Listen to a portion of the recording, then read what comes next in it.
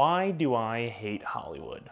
As you can clearly see with all these DVDs, I hate Hollywood. I hate every single one of these films. I don't own them for any reason other than to hate them. If you're out of the loop, you probably haven't seen any of the reviews or discussion on my film, Pure Cinema. Very, very big thread that's gone on Pure Cinema and just in general is that I hate Hollywood. None of these films are films I actually enjoy. I just bought them because I hate Hollywood. Obviously, being a little sarcastic here. I love all these films. Some of them are Hollywood made, some of them are more indie produced, but for the most part, I'd say 90 to 95% of these are all Hollywood films, and these are my favorite films of all time. I wanted to make a video sort of breaking down my thoughts on Hollywood and why I hate Hollywood and why that has been an opinion that seems to stick in a lot of the reviews, a lot of the discussion about my channel, and kind of put the record straight about, do I actually hate Hollywood? The answer is more complicated than I think the discussion online has made it seem. If you look at the stuff behind me, it's clear I love Hollywood movies. Some of my favorite films are Hollywood films. Just because I love folk filmmaking and I've definitely been a huge champion of it, doesn't mean that I think that there are not great films made by Hollywood. I think that Hollywood makes some of the best films ever made. I think that there's this idea that if you don't praise every Hollywood film or don't praise every film that gets a lot of respect, that somehow you are against Hollywood. Or if you don't like the system of Hollywood and don't like how it operates, that somehow you instantly hate all the filmmakers, all the artists, all the films. And that's the difference. The difference is that I don't hate Hollywood films. I don't hate Hollywood directors. I don't hate Hollywood artists. I don't hate Hollywood workers. People who work on the lights, the cameras, the production design. I just don't agree with that system for how I make my own films. And that's the difference. Disagreeing and having a dialogue about what is wrong with Hollywood, I think is a very important discussion. And I think that what I see as a problem and why I wouldn't join Hollywood doesn't necessarily mean that all the people in Hollywood are bad and that every film they've ever made is bad. That's just not true. I think there's a lot of great films and a lot of great artists. I just think that Hollywood has a few things that are dangerous mindsets and places for improvement, I guess, would be the way I would look at it. If you watch my film, The Long Con, I don't think this is too far of a stretch to see my perspective on it, the whole film is basically a meta commentary on Hollywood and my opinions on it. So if you want to see how I think about the establishment of Hollywood, just watch that film and sort of look at the cult through the eyes of the Hollywood lens and see what I actually think about some of the systems. I think Hollywood has a lot of problems, like abuse.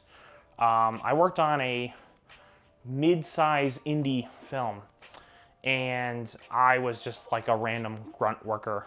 And this was right when the Harvey Weinstein thing was coming out, and we actually had an actor who was pretty high profile, worked on a very big movie, a couple big movies actually, and she had been assaulted by someone, and I wasn't there to see it. I was just working on a different day, but when we came back, there was all this stuff where people were saying hey, we got to make sure, watch out for people like this guy. And it was really hard. It was really, really demoralizing to think that hey, even on a mid-size indie film, this kind of stuff can happen. And there's, creepy people who are going to try to take advantage of the sort of on-set vibe. So I think that's one way that Hollywood can improve, and this even happens in, like I said, this was more like a mid-tier indie and above, but definitely hundreds of thousands of dollars. So that is one area I think Hollywood can improve on. Another reason why I don't like Hollywood is just the way they produce films. Right now, it seems like only the films that want to get made are ones that are from big tent bowl, hey, you like Star Wars, Marvel, DC, that's it. There's not really a lot of small films that are getting produced and put out in wide distribution. I think a lot of these films are being thrown into theaters in small places a couple weeks here and there, but they're not really getting the same play. And I think this is something that has gotten worse over time. Hollywood used to take a chance and put out new and original properties, but with how it is right now, there's just really no way to get creative when you're working in a system that is only going to make the same 3 or 4 different properties with different movies. I also don't like how Hollywood discourages and what I would say sometimes abuses workers by giving them sort of what I would call like dangling the carrot. You see this a lot in Hollywood where you'll see like someone say like, hey, you're gonna get a job as a PA, you're gonna work for 5 years, then you'll be a gaffer for 5 years, and then maybe you'll work your way up to being a cinematographer or a director if you keep going in this direction. Or if you want to be a producer, there might be another direction to go. And these are just jobs that lead to nowhere. Sometimes you might get that gaffer position and you'll be in a spot where you have enough power that it's like, oh wow, I'm actually an important crew member. But you're never going to get to the point where you're directing big commercials, big movies, and I think that the few people that do get through, it's very, very hard not to see how they got through. Usually it's nepotism. If you look at any director, any new director that's coming out in like the mainstream, it's not that hard to look around and see how they got into it. Even a director that I really love, Rian Johnson, his family funded his debut feature for $300,000. And that's not to say that that's Hollywood per se, but even someone who didn't have any direct connections to Hollywood still was able to get Joseph Gordon-Levitt off. He wasn't that successful, but successful enough that he wasn't a nobody. And then he got $300,000 from his family. That's not indie by any definition. That is definitely someone who's pretty well connected. And I think that overall, as filmmakers, those are the type of situations that are just not very easy to come by. You're not gonna have that much money, and I think Hollywood sells a lot of people these dreams of like, hey, you're going to be a very, very successful director one day if you put in the time. And really, the most people that end up getting to the top are either made through nepotism or through a ridiculous process of working for 20 years before they even get to touch a camera or even get to direct a scene. And those are just things that are just no-goes for me. And finally, I think that Hollywood doesn't really want to foster any sort of innovation in terms of the form. It seems like all the movies we're making are just kind of the same run-of-the-mill stuff. And I think, especially with just how you make a film and how you distribute a film, hasn't really changed. And the only thing that's changed is now that they're trying to put these films on streaming. And I think that streaming has a lot of benefits that I think the theater process doesn't. But the only disadvantage with the way they stream is because it's through these sort of gated systems like Netflix, Disney Plus that only accept certain movies. And that's why I started doing folk filmmaking, because YouTube is a free platform. There's no reason to use gated systems that really can't be accessed by the average person.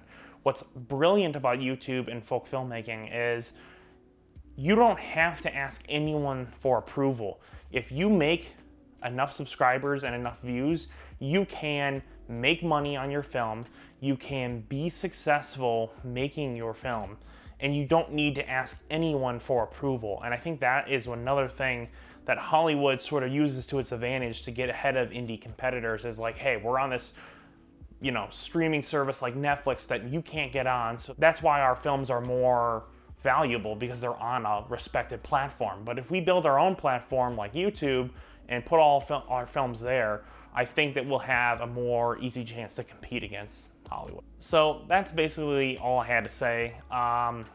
There is no hate for the artists, for the films, for the technicians, for the people that are really caring about the industry. I love those people, and those are my brothers and sisters in film. What I do hate is the Hollywood system. I hate the way that it uses nepotism, money, discouragement, lack of innovation. These are things that I think that could be addressed and could make a system that's better than Hollywood. And that's why I rage against all of that, and why I sometimes get maybe a little hyperbolic. You don't have to love every film in Hollywood. I hope this video makes a lot of sense. I have a couple other videos. Check them out here or somewhere around here. One will be about Joel's evolution on camera quality, and another one will be about time travel with filmmaking. It's kind of this more heady concept I came up with. So check these out. They're pretty awesome, and have a great day and subscribe.